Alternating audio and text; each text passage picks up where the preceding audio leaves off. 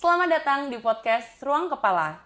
Ini adalah sebuah ruang untuk berbagi informasi, edukasi, dan inspirasi untuk mewujudkan generasi muda yang lebih kuat, lebih sadar, dan lebih berdaya. Di sini kita akan membahas tuntas mengenai ancaman bahaya narkoba, bagaimana upaya pencegahannya, dan bagaimana kita bisa melindungi masa depan. Bersama BNN Kabupaten Cilacap, inilah podcast Ruang Kepala.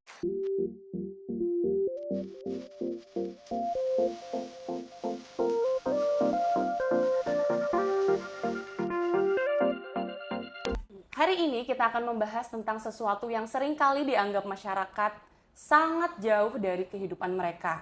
Hari ini kita akan membahas tentang peredaran gelap narkoba dan bagaimana bidang pemberantasan melindungi kita semua dari ancaman bahaya narkoba tersebut.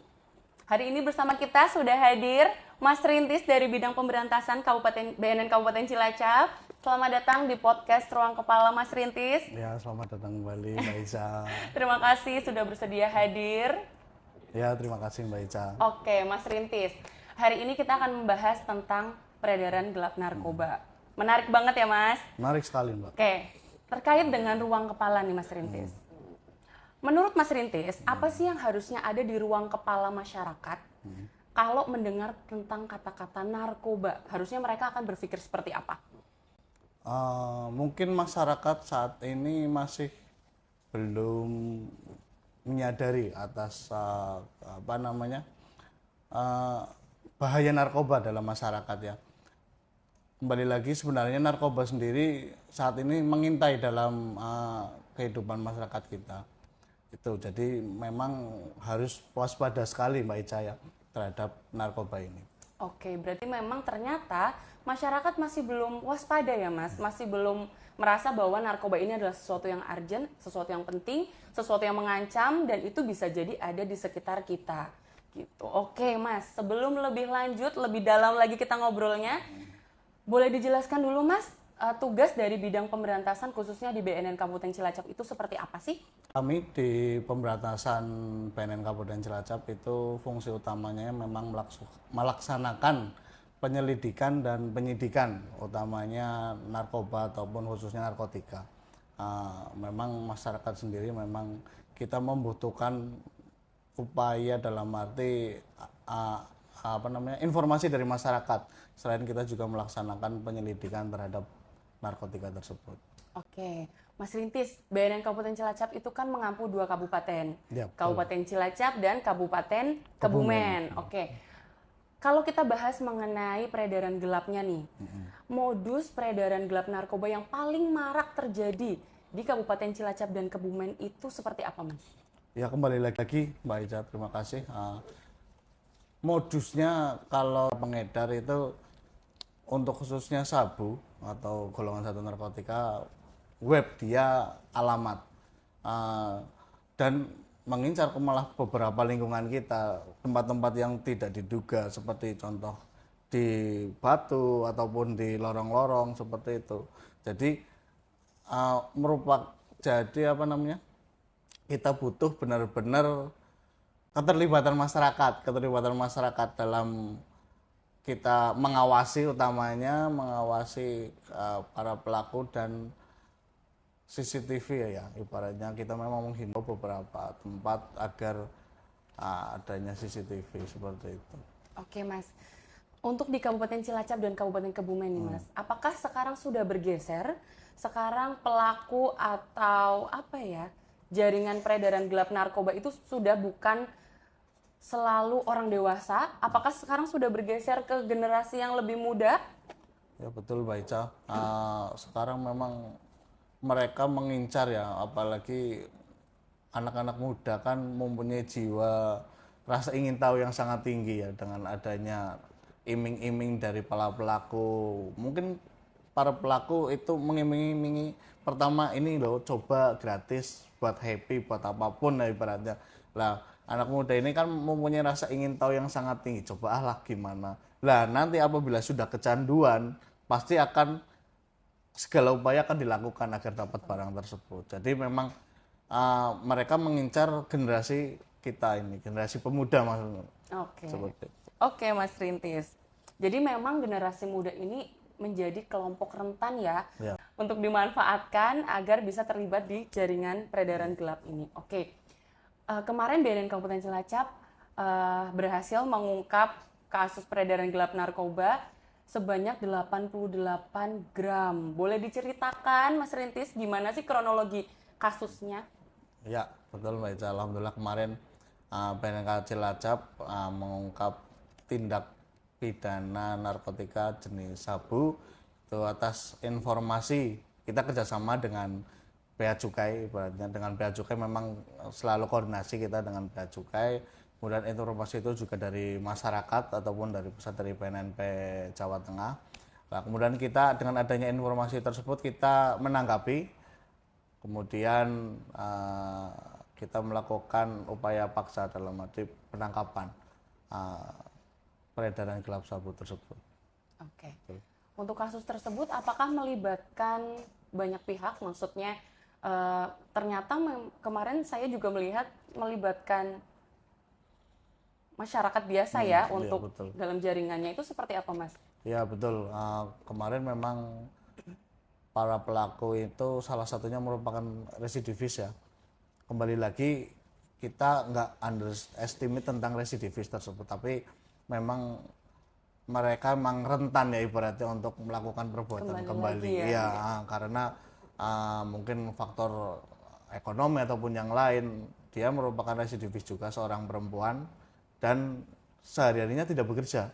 Sehari-harinya ya benar-benar dia mengedarkan, dan kebetulan di rumah tersebut juga bahasa mereka tester sekalian seperti itu. Dan, Jadi memang peredaran gelap narkoba ini tidak hanya menyasar ke salah satu kelompok aja ya Mas, tapi bisa jadi semuanya ibu rumah tangga atau mungkin pelajar bisa jadi masuk dalam mata rantai peredaran gelap narkoba ya. betul. Oke. Sekarang kita bahas tentang aspek hukumnya Mas Rintis. Hukum. Banyak masyarakat yang belum paham aspek hukum yang mengancam kalau kita terlibat peredaran gelap narkoba atau menjadi mata rantai peredaran gelap. Apakah akan mempengaruhi masa depan kita atau seperti apa? Jelas Mbak Ica, ibaratnya kalau orang itu sampai mengedar ataupun mengguna, itu kan ada konsekuensi hukumnya, saat ini memang PNN Cilacap sedang menggelorakan, apabila ada masyarakat yang sadar dia menggunakan, datanglah saja ke PNN untuk dilaksanakan rehabilitasi, dan itu gratis, dan itu sekali lagi dan itu gratis apabila dia mempunyai kesadaran diri untuk melaksanakan rehabilitasi. Itu dari aspek kesadaran diri. Tetapi apabila dilaksanakan penangkapan ataupun dia harus bertanggung jawab. Nah, tapi dalam kita ranahnya apabila dia penyalahguna, nanti di situ ada namanya tim asesmen terpadu. Tim asesmen terpadu itu nanti akan menelaah dia ataupun bagaimana sih dia masuk jaringan ataupun tidak, apakah dia ketergantungannya berat. Di situ ada medis juga ada hukum. Nah, di dalam tim asesmen terpadu kita ada dari kejaksaan juga ada dari rumah sakit umum daerah atau umum dokter. Kemudian apabila tersangka ataupun itu di bawah umur ataupun perempuan, kita juga melibatkan Bapas. Seperti itu. Itu nanti akan menentukan apakah dia harus rehabilitasi rawat jalan ataupun proses hukum lanjut ataupun tidak. Seperti itu. Berarti untuk memutuskan seseorang itu apakah dikenakan proses hukum butuh waktu yang panjang ya prosesnya ya Mas Rintis? Betul Mbak Ica. Mungkin masyarakat juga perlu tahu nih Mas Rintis, apakah ada perbedaan konsekuensi hukum antara penyalahguna, kurir, pengedar? Karena seringkali masyarakat beranggapan kalau udah ditangkap pasti akan sama seperti itu. Gimana Mas Rintis? Ya, terima kasih Mbak Ica. Ya memang jelas harus dibedakan ya antara, kembali lagi tadi, itu kan jaringan. Kalau dia sudah pengedar ataupun dia kurir ataupun bandar, itu berarti kan dia sudah masuk dalam jaringan. Tetap dibedakan konsekuensi hukumnya antara hanya pengguna ataupun dia kurir ataupun pengedar ataupun bandar. Tetap. Nah, semua itu makanya sekali lagi harus hindari narkoba, apapun itu konsekuensinya, seperti itu. Oke, berarti untuk semua masyarakat khususnya Kabupaten Cilacap dan Kabupaten Kebumen, berhati-hati jangan sampai terlibat dalam mata rantai peredaran gelap narkoba ya Mas ya, karena memang mungkin kita berpikir bahwa peran kita kecil, hanya membantu teman atau mungkin hanya sekali antar, nolongin orang misalkan gitu ya Mas. Tapi ternyata itu sudah masuk dalam perspektif hukum, sudah masuk sebagai mata rantai peredaran gelap narkoba. Wow. Betul Mbak Ica. Dia mengetahui saja tetapi tidak melaporkan, itu ada tindak pidananya seperti itu. Makanya kami menghimbau masyarakat apabila ada mengetahui laporkan dan pasti identitasnya kami rahasiakan, itu pasti. Itu yang jadi ketakutan masyarakat ya Mas. Betul, Mbak Ica. Kalau misalkan melaporkan, apakah nanti kita akan terancam atau gimana gitu ya, ada tekanan atau seperti apa? Berarti Mas Rintis sudah menjelaskan bahwa identitasnya akan dilindungi 1000%. Ya betul, Ya, pasti kami rahasiakan. Oke Mas Rintis. Oke, kembali lagi. Perilaku penyalahgunaan itu kan tidak lepas dari peran keluarga ya Mas Rintis. Betul. Nah, bagaimana keluarga, khususnya orang tua, itu menjaga ruang kepala anak-anak mereka? Menurut Mas Rintis seperti apa? Betul. Emang kembali lagi nggak semuanya sebenarnya Mbak Ica, tapi faktor utamanya para pengedar atau para pengguna itu ada bermasalah terhadap pola pikirnya ataupun bermasalah dalam keluarga. Entah dia tertekan dalam hal pergaulan ataupun tertekan dalam hal keluarga. Jadi memang poinnya di sini keharmonisan keluarga ataupun bergaul dengan teman yang tidak salah ataupun ya carilah pergaulan yang positif sehat, yang sehat ya, carilah pergaulan yang sehat dan positif seperti itu. Oke, ruang kepala ini menarik sekali ya Mas Rintis. Betul, memang filter kuatnya ya memang dari apa yang kita pikirkan. Berarti memang untuk peran keluarga ini sangat penting, apalagi terutama untuk generasi muda, bagaimana keluarga bisa menjadi filter yang kuat agar nanti ketika generasi muda mengalami tekanan sebaya atau ancaman yang atau tawaran yang mengancam, itu bisa punya pondasi yang kuat dulu dari rumah ya Mas. Betul.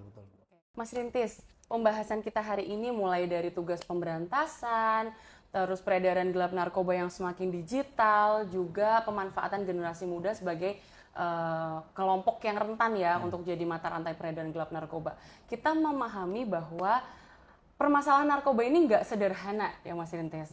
Oke, makanya sebelum kita akhiri perbincangan kita hari ini, menurut Mas Rintis, apa sih kendala yang paling berat saat menjalankan tugas pemberantasan di lapangan? Saat ini memang dalam stigma masyarakat ya, masyarakat itu masih beranggapan bahwa narkoba itu menjadi suatu aib apabila ada anggota keluarganya ataupun ada saudaranya. Jadi mereka cenderung menutup diri. Jadi malah kita apabila kita menanyakan ibaratnya ada peredaran ataupun bagaimana, malah menutup. Membangun image kita ibaratnya dalam penegakan hukum itu memang belum mudah dalam masyarakat. Masyarakat tahunya ya adanya penyalahguna ataupun pengguna atau pengedar, takut mereka. Jadi kita memang memerlukan informasi lebih mendalam dari masyarakat ataupun keterbukaan keluarga ataupun anggota keluarga agar kita bersama-sama menyelamatkan mereka agar tidak semakin terjerumus dalam lubang jaringan narkoba seperti itu Mbak. Berarti kendala terbesarnya itu adalah bagaimana caranya mengambil kepercayaan masyarakat ya, bagaimana kita bisa memiliki citra yang bisa dipercaya agar masyarakat juga lebih nyaman dan lebih terbuka sama kita gitu ya Mas ya. Betul. Tentunya BNN Kabupaten Cilacap khususnya tidak bisa sendirian, kita butuh bantuan dari seluruh lapisan masyarakat untuk bisa menyelamatkan khususnya generasi muda agar tidak lebih terjerumus lagi ke dalam mata rantai peredaran gelap narkoba yang lebih dalam lagi. Oke Mas Rintis, terakhir nih Mas, kalau boleh menyampaikan satu pesan tegas untuk khususnya generasi muda terkait dengan peredaran gelap narkoba ini, silakan Mas. Oke. jangan sekali-kali mencoba narkoba.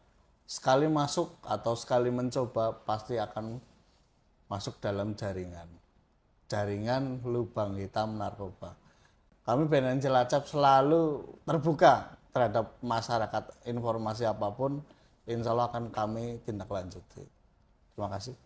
Baik, terima kasih banyak Mas Rintis. Ya, terima terima kasih, kasih Mbak atas Ica. informasinya, pengalamannya, edukasinya kepada masyarakat. Semoga dengan podcast kali ini masyarakat bisa lebih terbuka pikirannya, bisa lebih percaya dengan BNN Kabupaten Cilacap, sehingga seluruh informasi yang ada di masyarakat kita bisa mendapatkan informasi terkait dengan peredaran gelap narkoba ya Mas Rintis. Siap, siap. Oke, Mas Rintis, sekali lagi terima kasih banyak atas Sama-sama. waktunya. Semoga podcast hari ini memberikan manfaat kepada masyarakat khususnya di Kabupaten Cilacap dan Kabupaten Kebumen. Terima kasih Mas. Sama-sama Mbak Ica. Ruang Kepala hari ini mengingatkan kita bahwa penyalahgunaan dan peredaran gelap narkoba itu bukan hanya sesuatu yang dilarang, tapi juga ini soal pilihan. Soal keberanian berkata tidak dan soal masa depan yang dipertaruhkan. Jaringan bekerja dalam diam, tapi kita bisa menolak itu semua dengan kesadaran. Jaga ruang kepala kita karena masa depan dimulai dari apa yang ada di kepala. Sampai ketemu di podcast selanjutnya.